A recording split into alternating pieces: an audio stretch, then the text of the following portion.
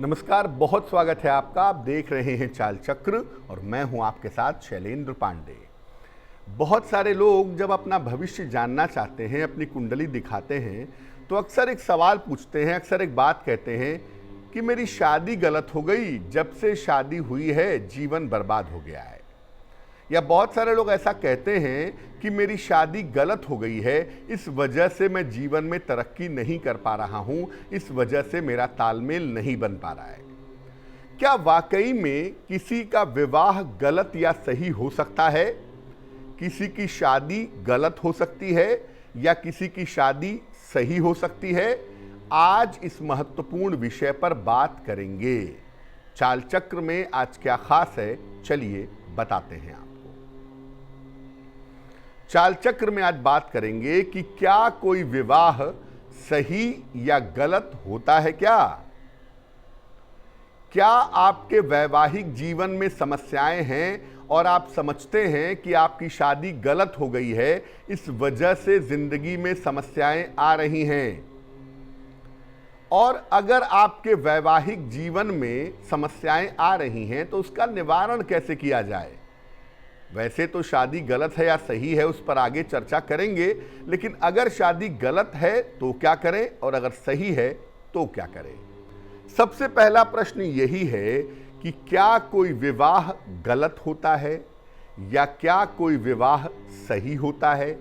देखिए, जो विवाह होता है इसका सीधा संबंध हमारे कर्मों से होता है, हमारे संस्कारों से होता है। पूर्व जन्म का जो हमारा सबसे नजदीक का व्यक्ति होता है वही इस जन्म में हमारा जीवन साथी बनता है।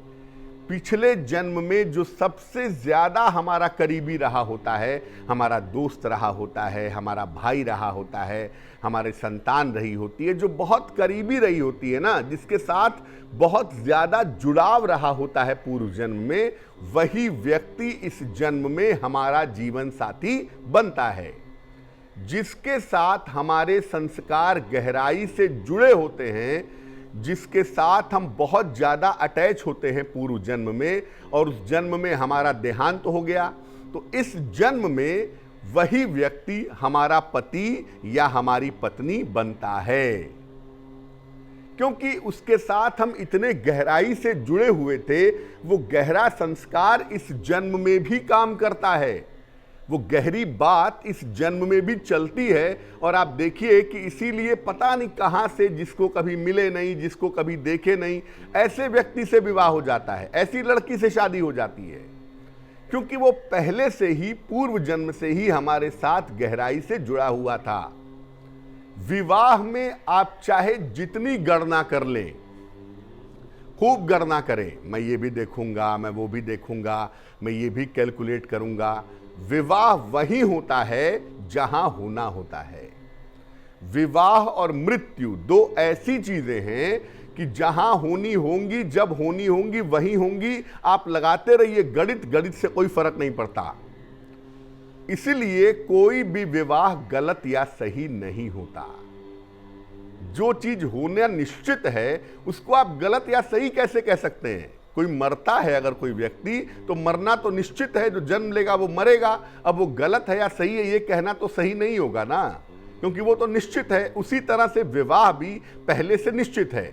आपकी किस्मत में है कि आपने किसी के साथ पूर्व जन्म में बुरा व्यवहार किया, इस जन्म में वो आपका पति या पत्नी बनेगा, आपके साथ बुरा व्यवहार करेगा, आपको तकलीफ देगा और फिर डिवोर्स लेकर के किनारे हो जाएगा। ऐसा बहुत लोगों का देखा गया है कि शादी 6-6 महीने में टूट जाती है।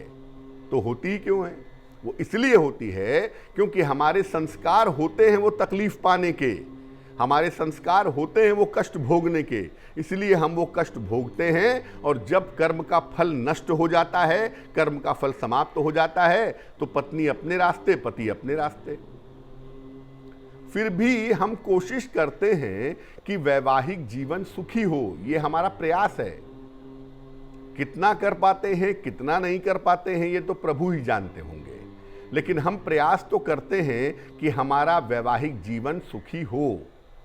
अगर ऐसा विवाह हो गया है जिसमें वैवाहिक जीवन में समस्या आ रही है, तो फिर उसका कारण ढूंढ करके उसका निवारण करना चाहिए, क्योंकि ग्रहों के हिसाब से जरूर ऐसे कारण होंगे जिस वजह से पति पत्नी के बीच में तालमेल में दिक्कतें आ रही होंगी।